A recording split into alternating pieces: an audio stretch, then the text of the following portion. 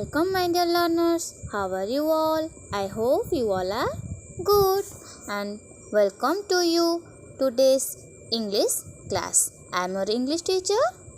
So students, let's start today's part. English reader. Class 4 and your topic is Tom Thumb. So students, before we go to our topic, first we learn some unknown words. Often अनेक समय रे बारंबार उइस इच्छा सिउ सिलाई side दीर्घ निश्वास पकाइला थम बुढ़ा आंगुली वक उठिला ले उपस्थापित करिबा बिसाइड पार्श्वरे कर्ली कुंचुकुंचिया सच भली टाइनी छोट और क्षुद्र एवरीबॉडी प्रत्येक फनी मजालिया बिजी व्यस्त कॉर्नर कोण फिशिंग माछ धरिबा इंसेस्टेड दाबी करिला क्लोज निकटतर पाखापाखी सालाउ गिली देबा फिशिंग लाइन बनिसी कंटा जो थे माछ धरी थाउ टुवर्ड्स आड़कू रिवर बैंक नदीर कूल क्वेटली नीरव भावरे एज धार मडी पंकुआ स्लिप्ड खसीगला फिशरमैन केउट एनफ यथेष्ट रॉयल राजकीय पैलेस राजप्रासाद कुक रोसैया स्ट्रेंज अद्भुत वाइन ग्लास सुरा पात्र स्पेशल स्वतंत्र कशंस गदी वेलवेट गोटे पटे नरम और अल्प रुमुरुमिया होइतबा एक कपड़ा सावर खंडा। तो चलो पिला माने आमे एबे टॉपिक को जिबा टम थम टम बोली गोटे पिलाटीए जी कि आकार होउछि थम आकार वृद्ध आंगुली आकार तो से भलिया पिला तुम माने देखि जे केबे ना। तो आसा आमे से टम थम विषय रे एई स्टोरीटी पढिबा।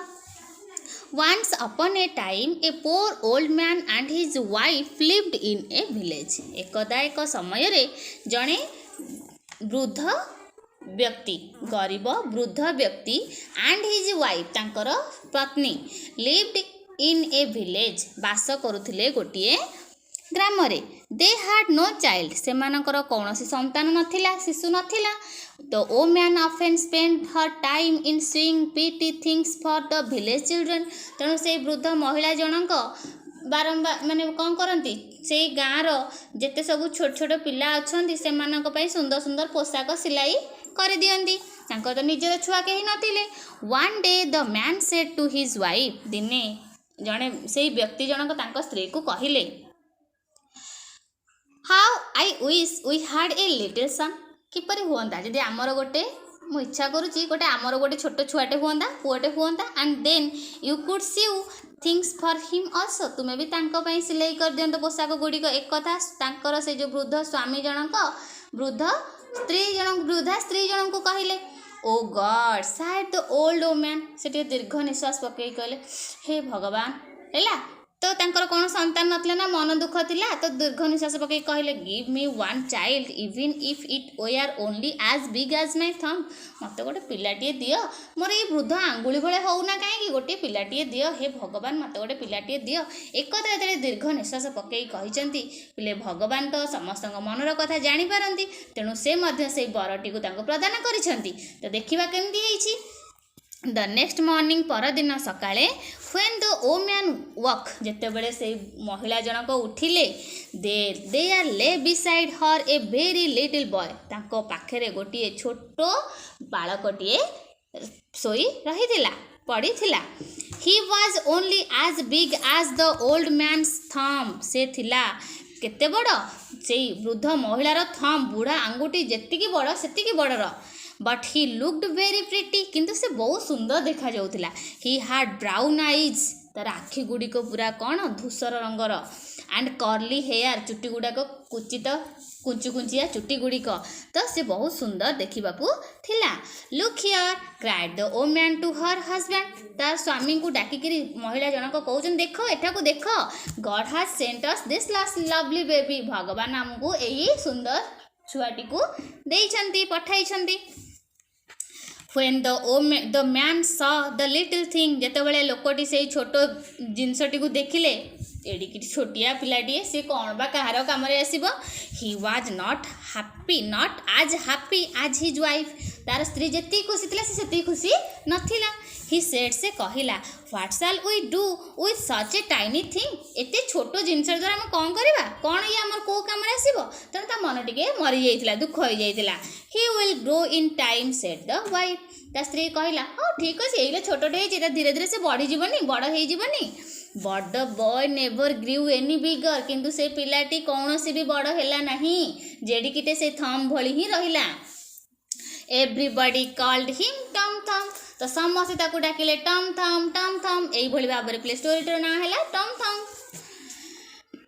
This tiny boy was always doing funny things, ସେଇ ଯେଉଁ ଛୋଟ ପିଲାଟି ସବୁବେଳେ କିଛି ନା କିଛି ମଜାଳିଆ ଜିନିଷ କରୁଥିବ। he kept the old couple very busy, ସେ ବୃଦ୍ଧ ସ୍ୱାମୀ ସ୍ତ୍ରୀଙ୍କୁ ସବୁବେଳେ ବ୍ୟସ୍ତ କରିକି ରଖିଥିବ, କିଛି ନା କିଛି ଗୋଟେ କରିଦେବ, ତାଙ୍କୁ ହଇରାଣ କରିବ। he was so tiny that he could hide in any small corner, ସେ ଏତେ ଛୋଟ ଥିଲା ଯେ ସେ କୌଣସି ନା କୌଣସି ଗୋଟେ ଛୋଟିଆ କଣରେ ଲୁଚି ଯାଉଥିଲା, ନିଜକୁ ଲୁଚେଇ ଦେଉଥିଲା। they had to spend hours looking for him, ତ ସେ ବୃଦ୍ଧ ସ୍ୱାମୀ ସ୍ତ୍ରୀ ଜଣଙ୍କ ହଳକ ତାଙ୍କୁ ଖୋଜିବାରେ ସମୟ ପଳାଉଥିଲା। କେଉଁଠି ଲୁଚିଗଲା ଟମ୍, କେଉଁଠି ଲୁଚିଗଲା, ସେ କେଉଁ କଣରେ ଗୋଟେ ପଶିକି ରହିଯାଇଥିବ, ତାଙ୍କ ସହିତ ଖାଲି ମଜାକ କରୁଥିବ, ତାଙ୍କୁ କ'ଣ କରୁଥିବ, ତାଙ୍କ ସହିତ ଖେଳୁଥିବ। ଏଇଭଳି ଭାବରେ ଦିନ ସାରା ତାଙ୍କୁ ସେ ଖୋଜି ଖୋଜି ସମୟ ପଳାଉଥିଲା ସେଇ ବୃଦ୍ଧ ଦମ୍ପତି ହଳଙ୍କର। one day the old man wanted to go fishing, ଦିନକର କଥା, ସେଇ ବୃଦ୍ଧ ବ୍ୟକ୍ତି ଜଣକ ଚାହୁଁଥିଲେ ମାଛ ଧରିବାକୁ ଯିବାକୁ। Tom Thamba insisted that he too go with him, Tom Thamba ମଧ୍ୟ ଜିଦ୍ଦି କରି ବସିଲା, ମୁଁ ବି ଯିବି ତୁମ ସହିତ ମାଛ ଧରିବା ପାଇଁ। very well, ହଉ ବହୁତ ଭଲ କଥା, said his mother, ତାର ମା କହିଲେ। but be a good boy, କିନ୍ତୁ ନିଶ୍ଚିତ ଗୋଟେ ଭଲ ପିଲାଟା ହବୁ, କେବେ ଦୁଷ୍ଟାମି କରିବୁନୁ, ହେଲା, ଯାଉଛୁ ବାବା ସାଙ୍ଗେ ତ ଠିକ୍ ଅଛି, ଦୁଷ୍ଟାମି କରିବୁନୁ। stay close to your father, ତ ବାପାର ପାଖାପାଖି ଲାଗି ରହିବୁ, ବାପାର ନିକଟତର ହେଇକି ରହିବୁ। or some big fish will swallow you up, ନହେଲେ ଯଦି ଏମିତି ନ କରୁ ଗୋଟେ ବଡ଼ ମାଛ ଆସେ, ତ ଏଡ଼ିକିଟେ ହେଇଛୁ ଆଙ୍ଗୁଠି ଭଳିଆ, ତତେ ଗିଳି ପକେଇବ, ତେଣୁ ଦୁଷ୍ଟାମି କରିବୁ ନାହିଁ। ମା ଏକଥା ବୁଝେଇକି ଛାଡ଼ିଲେ। the old man put Tom Thumb into his pocket, ତାହେଲେ ବୃଦ୍ଧ ବ୍ୟକ୍ତି ଜଣକ ଓ ଟମ୍ ଥମ୍ବକୁ ତାଙ୍କର ପକେଟରେ ରଖିଲେ, ଏଡ଼ିକି ଛୋଟିଆଟେ ହେଇଯାଉ, ଯେଉଁଠି ରଖିଲେ ସେ ରହିଯିବ। then he took his fishing line, ତାଙ୍କର ଯେଉଁ ମାଛ ଧରିବାର କଣ୍ଟା ବନିଶୀ କଣ୍ଟାଟିକୁ ନେଲେ and set off towards the river, ତାପରେ ନଦୀ ଆଡ଼କୁ ବାହାରି ଗଲେ। at the river bank, ନଦୀର ତଟରେ, ନଦୀର କୂଳରେ, he became busy with his work, ସେ ତାଙ୍କର କାମରେ ବ୍ୟସ୍ତ ରହିଗଲେ। ତାଙ୍କର କାମ କ'ଣ ଥିଲା, ମାଛ ଧରିବା କାମ, ସେ କାମରେ ବ୍ୟସ୍ତ ରହିଗଲେ। and forgot about the little thing in his pocket, ତାଙ୍କ ପକେଟରେ ସେ ଛୋଟ ଜିନିଷଟି ଥିଲା ଟମ୍ ଥମ୍ବ, ତାକୁ ଟୋଟାଲି ଭୁଲିଗଲେ। Tom Thumb quietly came out of the pocket and walked to the edge of the river bank, Tom Thamba ସେତିକିବେଳେ କ'ଣ କରିଛି, ଧୀରେ ଧୀରେ ଧୀରେ ଧୀରେ ପକେଟରୁ ବାହାରକୁ ବାହାରି ଆସିଛି, ଆଉ ଚାଲି ଚାଲି ନଦୀର କୂଳରେ ଯାଉଛି, ଧାରରେ, ନଦୀର ଧାରେ ଧାରେ ଚାଲି ଚାଲି ଯାଉଥିଲା। it was muddy place, ତ ନଦୀ କୂଳରେ କ'ଣ ହେଇଥିବ, ନଦୀର କୂଳରେ ପିଲେ ପଙ୍କୁଆ ତ ହେଇଥିବ, ସବୁବେଳେ ଓଦା ଆଉ ସନ୍ତସନ୍ତିଆ ହେଇକି ପଙ୍କୁଆ ହେଇକି ସ୍ଥାନ ଥିବ, ତ ସେତିକି ବେଳେ ସେଇ ମଡି ପ୍ଲେସ୍ରେ ପଙ୍କୁଆ ସ୍ଥାନରେ Tom Thamba slipped, Tom Thamba ଖସିଗଲା ଚାଲିକି ଯାଉ ଯାଉ। he went head over heels into the river, ମୁଣ୍ଡ ସହିତ ଗୋଡ଼ରୁ ମୁଣ୍ଡ ଯାଇ ସେ ପାଣି ଭିତରେ ବୁଡ଼ିଗଲା। at once a big fish swallowed him, ଗୋଟେ ବଡ଼ ମାଛ ଆସି ତାକୁ ଗିଳି ପକେଇଲା। it was very dark and warm inside, ଯେତେବେଳେ ବଡ଼ ମାଛର ପେଟକୁ ଯାଇଛି ତା ଭିତରେ ପୁରା ଅନ୍ଧାର, ଆଉ କ'ଣ ହେଇଛି, ପୁରା ଉଷୁମ ଲାଗୁଛି।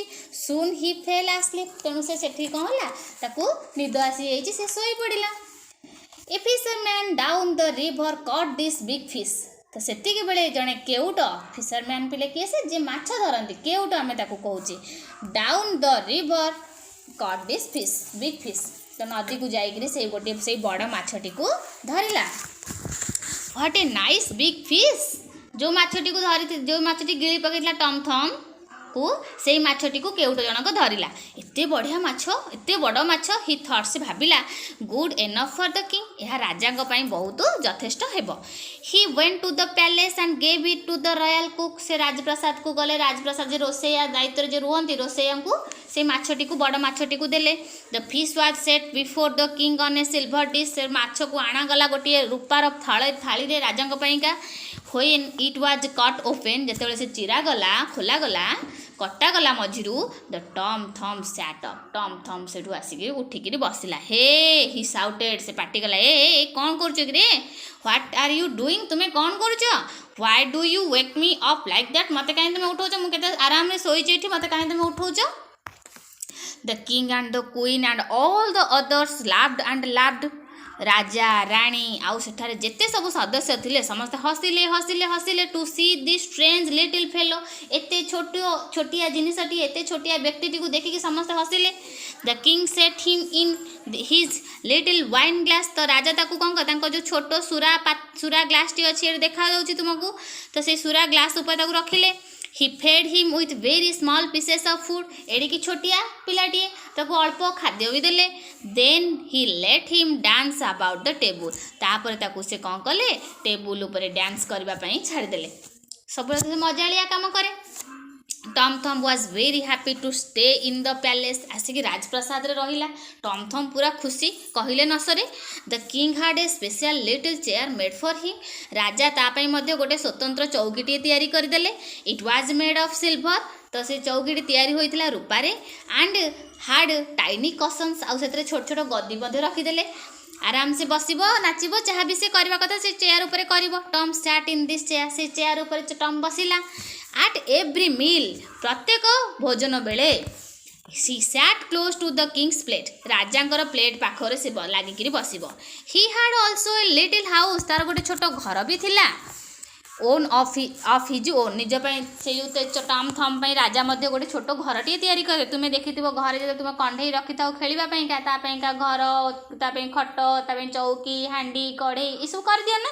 ତ ସେଇଭଳି ରାଜା ତା ପାଇଁ ମଧ୍ୟ ଛୋଟ ଘରଟିଏ ତିଆରି କରିଦେଲେ. It was like a doll's house. ଏହା ଥିଲା ଗୋଟିଏ କଣ୍ଢେଇର ଘର ଭଳି.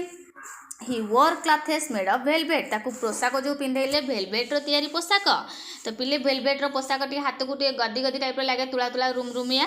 He even carried a tiny sword made of gold. ତାକୁ ମଧ୍ୟ ଗୋଟେ ଖଣ୍ଡାଟିଏ ଦେଲେ ଯେଉଁଟାକି ସୁନାରେ ତିଆରି ହୋଇଥିଲା. For a time Tom Thumb was very happy. କିଛି ସମୟ ପାଇଁ Tom Thumb ବହୁତ ଖୁସି ଥିଲା. But soon he found that the king and the queen thought him as a mere toy. କିନ୍ତୁ ତାକୁ ଲାଗିଲା ଯେ ମୋତେ ରାଜା ଆଉ ରାଣୀ କେବଳ ଗୋଟେ ଖେଳଣା ଆକାରରେ ବ୍ୟବହାର କରୁଛନ୍ତି ହେଲା. ତେଣୁ ତାକୁ ଭଲ ଲାଗିଲା ନାହିଁ. To make them laugh he had to do little tricks all the time. ତାଙ୍କୁ ହସେଇବା ପାଇଁକା ସବୁବେଳେ ସେ କ'ଣ କରୁଛନ୍ତି, ଛୋଟ ଛୋଟ ଟ୍ରିକ୍ସ ଗୁଡ଼ିକ କୌଶଳ ଗୁଡ଼ିକ ଦେଖାଇବା ପାଇଁ କହୁଛନ୍ତି. It was very tiring of him. ଏହା ତାକୁ ବହୁତ ବିରକ୍ତ ଥିଲା ଲାଗିଲା. So he wished to go back home to his own father and mother. ତେଣୁ ସେ ଇଚ୍ଛା କଲା ନା ମୁଁ ଏଠି ଆଉ ରହିବିନି. ମୋତେ ରାଜାରାଣୀ କ'ଣ କରୁଛନ୍ତି, ଗୋଟେ ଖେଳଣା ଆକାରରେ ବ୍ୟବହାର କରୁଛନ୍ତି. ତାଙ୍କୁ ହସେଇବା ପାଇଁ ଖୁସି କରିବା ପାଇଁ ମୋତେ ବ୍ୟବହାର କରୁଛନ୍ତି. ତେଣୁ ମୁଁ ମୋ ବାପା ଆଉ ମାମାଙ୍କ ପାଖକୁ ପଳାଇବି. Tom remained very sad. Tom ଏବେ ବହୁତ ଦୁଃଖିତ ରହିଲା. He grew pale and thin. ପୁରା କ୍ଳାନ୍ତ ଆଉ ପତଳା ହେଇଗଲା. ତା ମୁହଁ ଦେଖିଲା ପୁରା ଅବଶୟ, ପୁରା ପତଳା ଦେଖାଗଲା. He did not laugh or sing. ହସିଲା ନାହିଁ, କାନ୍ଦିଲା ନାହିଁ, କିଛି ବି କଲା ନାହିଁ. He did not dance also. ନାଚିଲା ନାହିଁ ମଧ୍ୟ. So one day the king said to the queen. ଦିନେ ରାଜା ସେଠୁ ଯାଇ କହିଲେ ରାଣୀଙ୍କୁ, I am tired of this little boy. ଏ ପିଲାଟି ଆଉ ଭଲ ଆଉ କଥାବାର୍ତ୍ତା ମାନୁନି, ଏମିତି ବିରକ୍ତ କରୁଛି. ତେଣୁ ମୋତେ ବିରକ୍ତ ଲାଗିଲାଣି ଏ ଛୁଆ ପ୍ରତି. He has grown very dull. ସେ ମଧ୍ୟ ଅବାଧ୍ୟ ହୋଇଗଲାଣି. What shall we do with him. ତାହେଲେ ଆମେ ତା ସହିତ କ'ଣ କରିବା? I think we should send him back to his parents said the queen. ରାଣୀ କହିଲେ ମୁଁ ଭାବୁଛି ତାକୁ ତାର ମାଆଙ୍କ ପାଖକୁ ପଠାଇଦେବା. Tom Thumb, yes you are right. ହଁ ତୁମେ ଠିକ୍ କହିଛ ସେଡ୍ ଦ କିଙ୍ଗ. ରାଜା କହିଲେ we can send for him now and then on special occasions. ହେଲା, ତ ଆମେ ତାକୁ ଏବେ ପଠାଇଦେବା. ଆଉ କେତେବେଳେ ଆମର କିଛି ସ୍ୱତନ୍ତ୍ର ଅକେଜନ୍ ହେଲେ, ଉତ୍ସବ ହେଲେ ଆମେ ତାକୁ ଆଣିବା. Tom Thumb heard all this. ଏସବୁ ସମସ୍ତ ଟମ୍ ଶୁଣିଲା. He was hiding in queen's wardrobe. ତ ରାଣୀଙ୍କର ଯେଉଁ ଆଲମାରିରେ ସେ ଲୁଚିଥିଲା. At once he jumped out of his hiding place. ତେଣୁ ସେ ଖୁସିରେ ସେଠୁ ଡେଇଁକି ଆସିଲା ହାରି. In great joy he danced all about the room. ସାରା ରୁମ୍ ଯାକ ସେ କ'ଣ କଲା, ଡେଇଁ ବୁଲିଲା, ନାଚି ବୁଲିଲା. ବହୁତ ଖୁସି, ମୁଁ ଆଜି ମୋ ବାପା ମାଆଙ୍କ ପାଖକୁ ଫେରିଯିବି. All of Tom's things were placed carefully. ଟମ୍ର ସମସ୍ତ ଜିନିଷ ଗୁଡ଼ିକ ଯତ୍ନର ସହକାରେ ପ୍ୟାକିଂ କରାଗଲା. କ'ଣ କରାଗଲା, ସଜଡ଼ା ଗଲା. The king himself went to the Tom's village. ରାଜା ନିଜେ ଟମ୍ର ଗାଁକୁ ଗଲେ. How happy the old parents were to see Tom again. Tom को आउ थे देखी देकरी तो तांकर से वृद्ध पितामाता मध्य बहुत खुशी हेले। They thanked the king again and again. हराई देथिले पुओ को। तापर से राजा को धन्यवाद उपर धन्यवाद अर्पण कले। They agreed to send Tom Thumb to the king's palace twice a year. तेणु से एग्री एकमत हेले टॉम थम को पठेवा का 2 थर वर्षरे 2 थर केबे केबे once on the queen's birthday एक थरे राणीकर जन्मदिन रे and then on the king's birthday आउ थरे राणीकर queen's birthday and then on the king's birthday. राजा और राणीकर जन्मदिन रे से राजप्रसाद को जीवाई का एग्री हेले एवं पठेवा मध्य राजी हेले। तो यह थिला पिले टॉम थम र स्टोरी। आशा करुछि विषयटी बुझी Patil. So students, now your homework is exercise 9. So do this exercise. So students, we will end this topic here and come with another new interesting topic. Till then, take care, stay healthy, stay safe. Keep watching Vinayak Shiksha Mandir. Have a nice day.